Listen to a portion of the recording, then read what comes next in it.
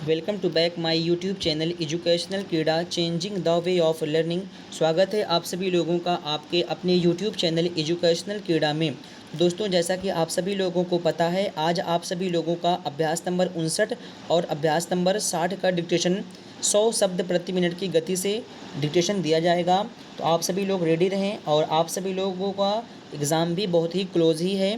तो आप सभी लोग ज़्यादा से ज़्यादा प्रत्येक मैटर्स का कई बार प्रैक्टिस करिए, क्योंकि ये इस तरीके के मैटर्स हैं कि इस तरीके के वर्ड्स आपको एग्जामिनेशन में मिलेंगे, ये मैं निश्चित तरीके से कह सकता हूँ। तो आप सभी लोग फोकस रहिएगा अपनी इस पुस्तक पर और बिलीव रखिए अपने पर और मेरे ऊपर भी बिलीव रखिए आप सभी लोग।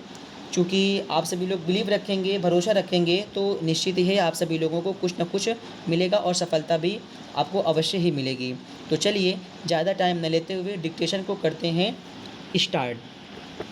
मुझे यह जानकर सचमुच खुशी हो रही है कि भारतीय उद्योग परिसंघ का भारतीय महिला नेटवर्क, जिसका उद्देश्य उद्यमिता विकास पर मुख्य ध्यान देते हुए जीवन के हर क्षेत्र की महिलाओं को शामिल करना है, महिलाओं से संबंधित बहुत से अन्य मुद्दों जैसे कि कामकाज और निजी जीवन के बीच संतुलन, महिला जागरूकता, घरेलू हिंसा, यौन उत्पीड़न इत्यादि पर ध्यान दे रहा है। स्टॉप। मुझे आशा है कि भारतीय महिला नेटवर्क भी अपने उद्देश्य के अनुसार आवश्यक तकनीकी और व्यावसायिक विशेषता सहायता और प्रशिक्षण प्रदान करके निचले स्तर से जुड़े लाभार्थियों की निगरानी करके और यह सुनिश्चित करके कि कार्यक्रम के दौरान लाभार्थियों को उपेक्षा या विफलता का सामना करना पड़े, अपनी भूमिका का और विस्तार कर सकता है। स्टॉप। पैरा। देश में महिला उद्यमिता को बढ़ावा देने के लिए सूक्ष्म, लघु और मध्यम उद्योग मंत्रालय के प्रशासकीय नियंत्रण में चल रहे सार्वजनिक क्षेत्र के उपक्रम राष्ट्रीय लघु निगम ने बेरोजगार युवतियों और महिलाओं को अपना स्वयं का व्यापार आरंभ करने में सहायता देने के लिए एक विशेष इंक्यूबेशन कार्यक्रम चलाया है। स्टॉप। NSIC ने 45 प्रशिक्षण ये इंक्यूबेशन केंद्र चलाए हैं, जिनमें से भारत में उत्तरी क्षेत्र के राज्यों हरियाणा, हिमाचल प्रदेश और दिल्ली में एक एक केंद्र खोले गए हैं। स्टॉप। सूक्ष्म, लघु और मध्यम उद्योग मंत्रालय द्वारा प्रदान की गई सेवाओं के दायरे में अन्य बातों के साथ साथ प्रौद्योगिक और प्रशिक्षण प्रदान करना, बाजार सहायता योजना और बैंक ऋण सुविधाएं शामिल हैं। स्टॉप। पैरा। महिला सशक्तिकरण और गरीबी उन्मूलन का एक प्रभावी साधन के रूप में महिलाओं के वित्तीय समावेशन की आवश्यकता को स्वीकार करते हुए भारत सरकार ने 1990 के दशक के आरंभ में स्वयं सहायता समूहों, जो ऋण सहायता, बचत और अन्य सेवाओं के लिए एकत्र हुए लोगों का एक अनौपचारिक समूह है, बैंकों के साथ जोड़ने का एक कार्यक्रम शुरू किया। स्टॉप। यह विशेष रूप से ग्रामीण क्षेत्रों में महिलाओं के बीच उद्यमिता और आत्मविश्वास बढ़ाने के एक प्रभावी साधन के रूप में उभरा है। राष्ट्रीय कृषि और ग्रामीण विकास बैंक नाबार्ड के तत्वाधान में स्वयं सहायता समूह को, बैंक से जोड़ने के कार्यक्रम को अब नई वाणिज्यिक बैंक, क्षेत्रीय ग्रामीण बैंक और सहकारी बैंक जोर शोर से लागू कर रहे हैं। स्टॉप।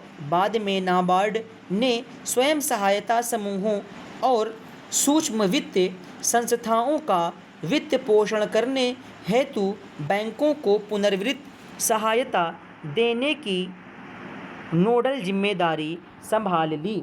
स्टॉप। पैरा। वायु प्राणियों के जीवन का आधार है। स्टॉप। स्वस्थ रहने के लिए स्वच्छ पर्यावरणीय हवा का होना आवश्यक है। स्टॉप। हवा की संरचना में परिवर्तन होने पर स्वास्थ्य के लिए खतरा उत्पन्न हो जाता है। स्टॉप। वायु प्रदूषण भारत जैसे विकासशील देश से लेकर जापान, अमेरिका, इंग्लैंड आदि विकसित राष्ट्रों के लिए स्वास्थ्य समस्या बन चुका है।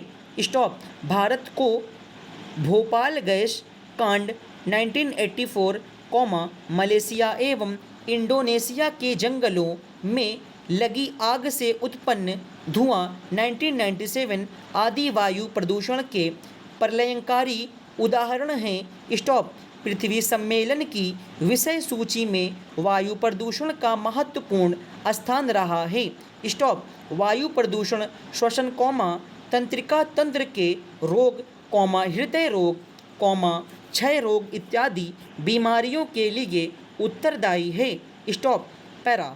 प्राकृतिक वातावरण के तत्वों के साथ बाहरी तत्वों की मिलावट से प्राकृतिक तत्व जब अपनी सामान्य क्रिया छोड़कर विनाशकारी दिशा में सक्रिय हो जाते हैं तो इस क्रिया को प्रदूषण कहते हैं। स्टॉप। इस परिभाषा के संदर्भ में वायु प्रदूषण वह अवस्था है जिसमें धूल, धुआं, विषाक्त गैस, रासायनिक वाष्प, वैज्ञानिक प्रयोगों आदि के कारण वायु की आंतरिक संरचना प्रभावित हो जाती है, अर्थात विजातीय पदार्थों की अधिकता होने पर जब वायु, मनुष्य एवं उसके पर्यावरण के लिए हानिकारक हो जाए तो इस स्थिति को वायु प्रदूषण कहते हैं। स्टॉप। पैरा। वायु प्रदूषण की समस्या का समुचित आकलन करने के लिए वायु प्रदूषण होने के कारणों एवं स्रोतों के बारे में जानना आवश्यक है। स्टॉप। इसको निम्न प्रकार से वर्गीकृत कर सकते हैं। स्टॉप। विभिन्न प्रकार के रासायनिक उद्योग, तेल शोधक कारखाने, खाद्य एवं कीटनाशक फैक्ट्री, धातु संयंत्रों आदि से निकलने वाला धुआं, कालिख, धूल, गैस आदि हवा को प्रदूषित करते हैं। स्टॉप। उद्योगों में संपन्न दहन प्रक्रियाएं वायु प्रदूषण के लिए मुख्यतः उत्तरदायी हैं। स्टॉप। पैरा। भोजन एवं अन्य घरेलू कार्यों के निमित्त ईंधन के रूप में लकड़ी, कोयला, गैस, तेल इत्यादि आदि का उपयोग करते हैं। स्टॉप। इनके प्रयोग से उत्पन्न धुआं, कालिख, गैसें वायु संरचना को प्रभावित करती हैं, आणविक ऊर्जा, आंतरिक यात्रा, परमाणु तकनीक के विकास एवं शोध कार्य हेतु किए जाने वाले विस्फोट एवं क्रियाएं वातावरण को प्रदूषित करती हैं। स्टॉप। अंतरिक्षयानों, प्रक्षेपास्त्रों का नष्ट होना, रेडियोधर्मिता, तापीय असंतुलन इत्यादि का अंतिम परिणाम पर्यावरण प्रदूषण ही है। स्टॉप। पैरा। शहरों में, यहाँ तक कि छोटे कस्बों में भी बढ़ते निजी वाहन एवं यातायात के अनियंत्रित साधन वायु प्रदूषण के प्रमुख स्रोत सिद्ध हो रहे हैं। स्टॉप। दिल्ली शहर में नगर सेवा हेतु 20,000 से भी ज़्यादा सार्वजनिक एवं निजी बसें होने, मुंबई में 3 लाख से अधिक मोटर वाहन होना यह दर्शाता है कि यातायात के साधनों पर शीघ्र ही कारागार नियंत्रण आवश्यक है, वरना महानगरों में वायु प्रदूषण के कारण जीना दुर्लभ हो जाएगा। स्टॉप। तो दोस्तों ये था आज आपका डिक्टेशन अभ्यास नंबर 59 और 60 का। तो उम्मीद है कि आप सभी लोगों को डिक्टेशन अच्छा लगा होगा। तो ज़्यादा से ज़्यादा आप सभी लोग प्रत्येक डिक्टेशन को खूब लिखिए, बार बार लिखिए, क्योंकि आप सभी लोगों का एग्जामिनेशन बहुत ही पास है। तो चलिए मिलते हैं आपको अगले क्लास में। आज के लिए फ़िलहाल इतना ही। That's all. Thank you very much. All the best.